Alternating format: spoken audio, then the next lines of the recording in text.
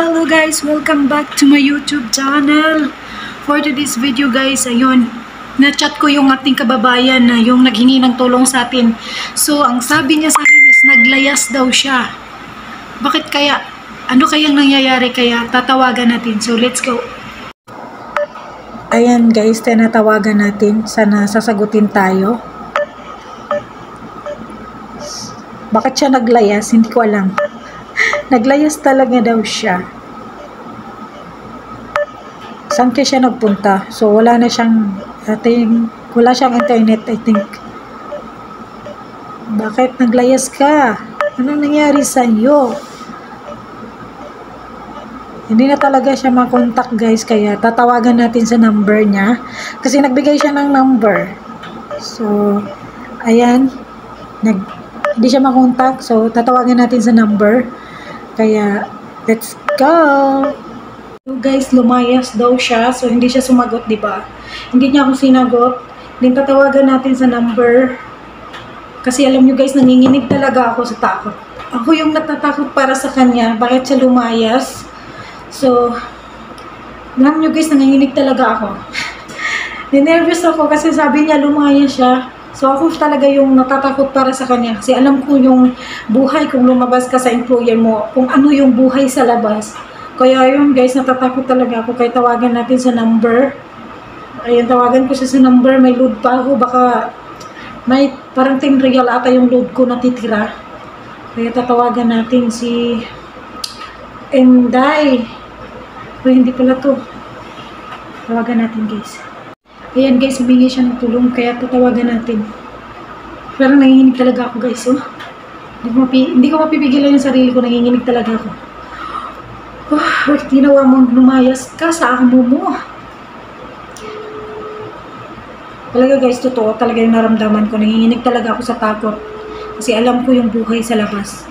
Kung ano mangyayari kung lumabas ka sa bahay. Hindi siya sumasagot guys, oh. Ayan. Nanginginig talaga ako. Oh my goodness, sa'yo, bakit kayo gumawa ng kalukuhan?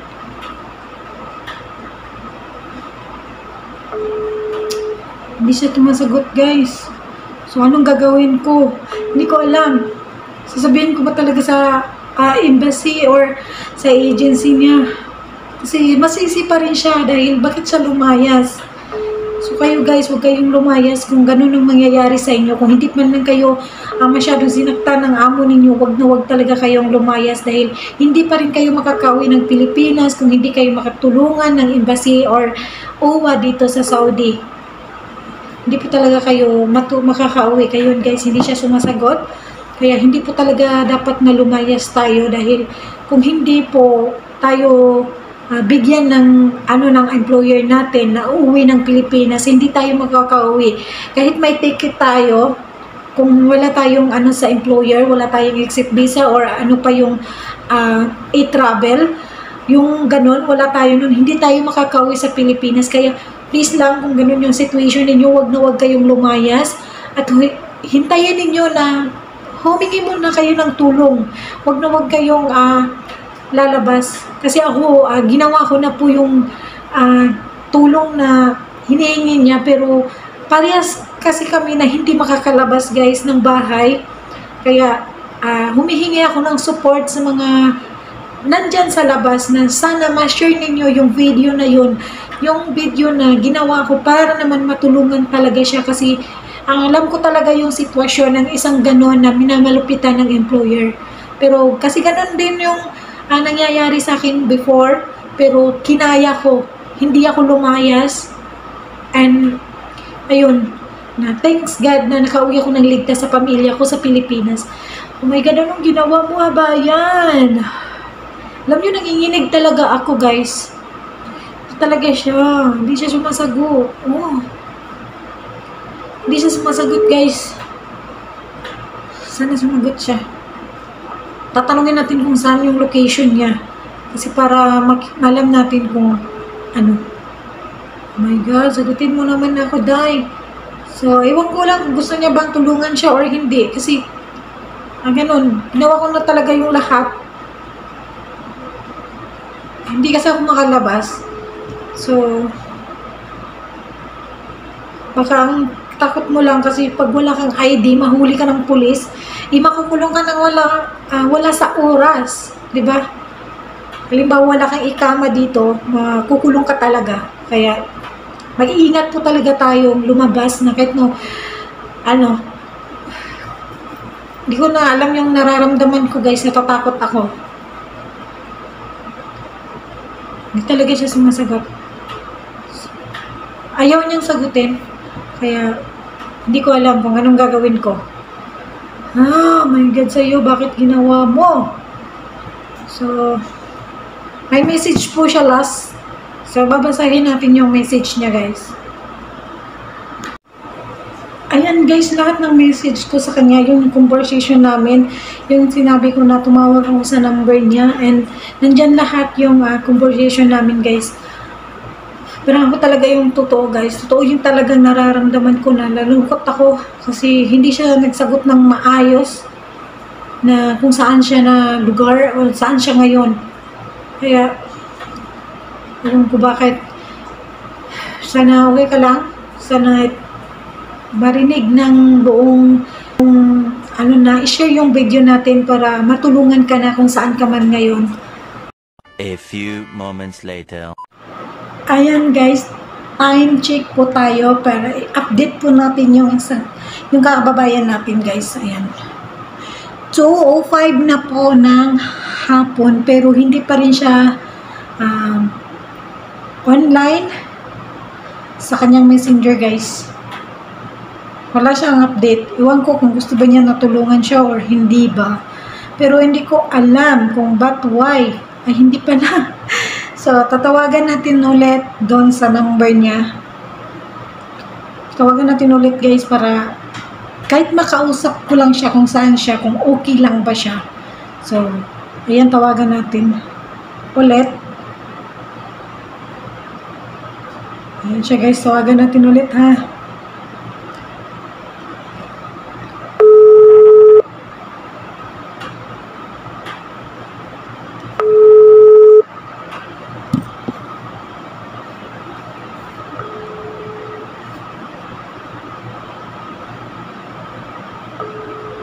Hindi talaga yung sinasagot guys. Huwag ko kung anong nangyari sa kanya.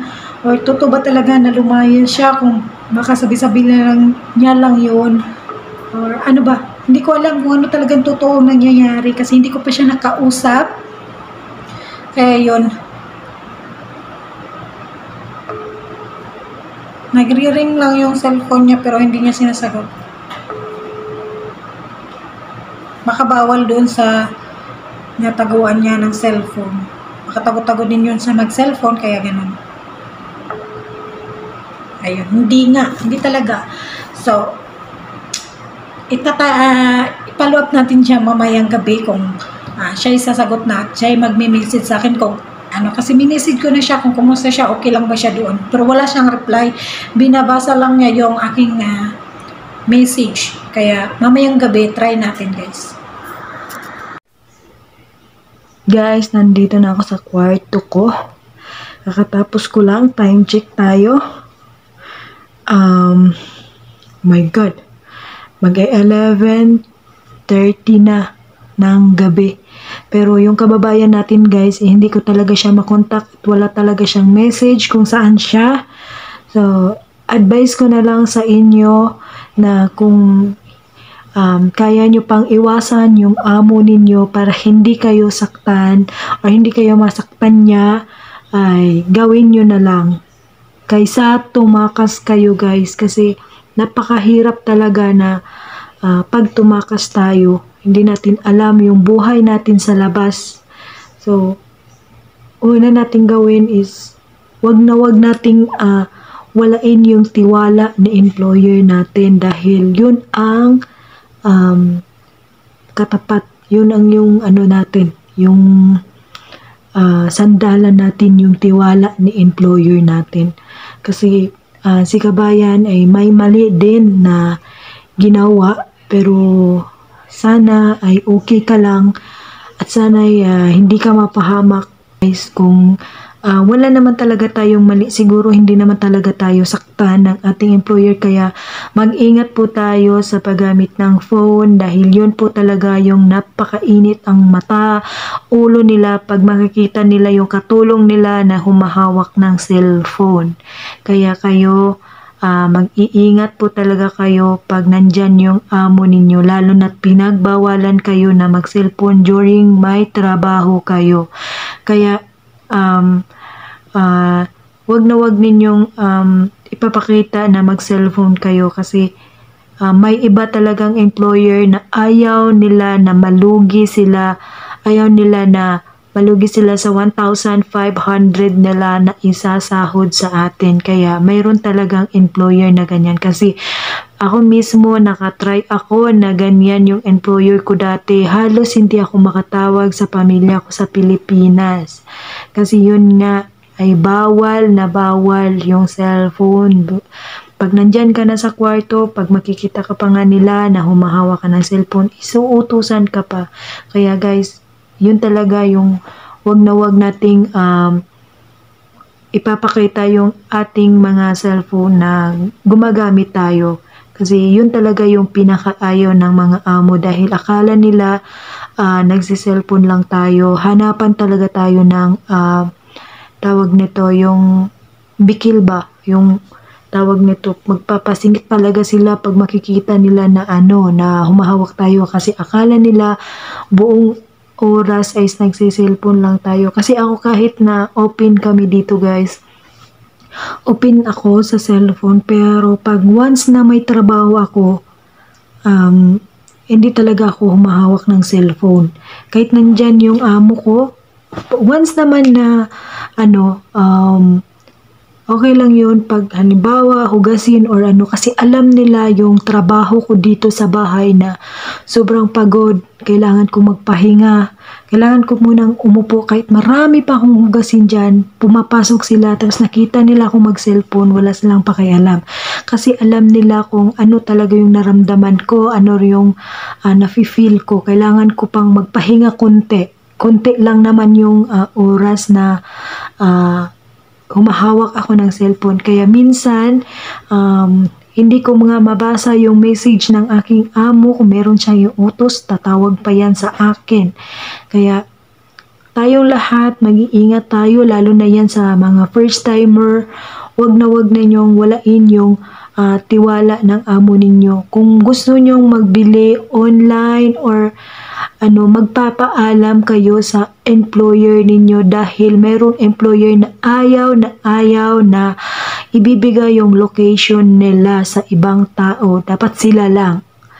Kasi alam nyo wala silang tiwala sa ating mga Pilipino. Pero depende din yun sa amo.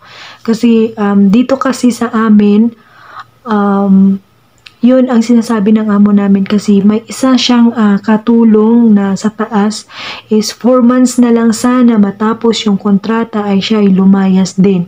Pero hindi ko alam kung ano ba yung reason niya dahil sa akin naman dito ay wala namang problema. Mag-iisang taon na ako pero wala naman akong nakita ang problema sa aking mga employer. Pero ewan ko lang sa anak or sa asawa ng anak ng amo ko kasi hindi ko alam yung ugali. Pero sabi ni ate is mabunga nga pero okay lang yun. At least hindi po tayo sinaktan ng physical. Kaya guys, wag na wag kayong lumayas, umalis sa bahay ni employer kung hindi man lang kayo binugbog, sinaktan, sinakal or ano ba yan.